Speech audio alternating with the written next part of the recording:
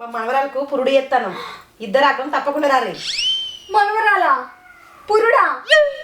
మా బిడ్డకు బిడ్డ పుట్టింది. నీ బిడ్డకు పెళ్లి చేసిన ముచ్చట ఇంకా ఊరే మరవలేదు, అప్పుడే మనవరాలు పట్టుకొచ్చిందా? ఎందుకెడతానవే? ఊకో. నాకు పెళ్ళై 4 ఏళ్ళు అవుతుంది. ఇప్పటిదాకా కంట్ల తప్ప కడుపులో నలుసు పడ్డదే లేదు. నాకు ఈ రోత జీవితానికి రాత ఎందుకు రాసిండో దేవుడు.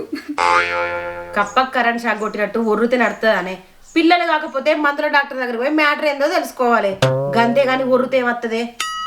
డాక్టర్ దగ్గరికి పోయినా, ఆయనకి చదువు చెప్పిన సార్ దగ్గరికి పోయినా ఏం చేయలేరత్తా.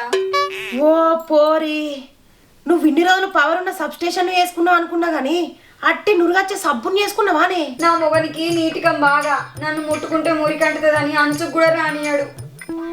రానిచ్చుడు కాదు, అసలు నిన్ను వాని దగ్గర నుంచి ఓనిచ్చుడే ఉండదు.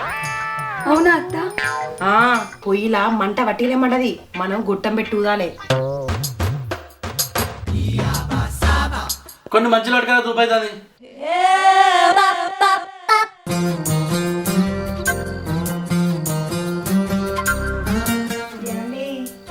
మంచినీళ్ళు ఏ దూరం మాట్లాడు. నువ్వు మాట్లాడదంటే నీ సొల్లు నా ఒళ్ళు మీద పడి లేనిపోయిన రోగాలు వస్తాయి.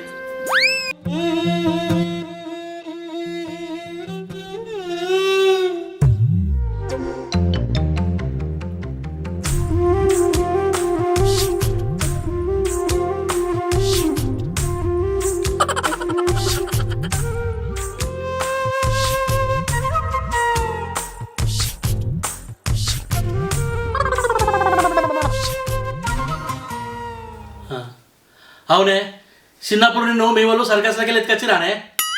ఎందుకు అట్లా అంటాను? ఈడ సర్కస్ చెత్తాడు అనుమానం వస్తుంది. నీకు నన్ను చూస్తే ఏమనిపించలేదా? గాడిద పిల్లకు గంగెద్దు బట్టలు దొరికినట్టుండవు అని అనాలనిపిస్తుంది, కానీ అంటే ఫీల్ అవుతామని ఆగిపోవాల్సి వస్తుంది. అనేది అన్నావు కదా, ఇంకేం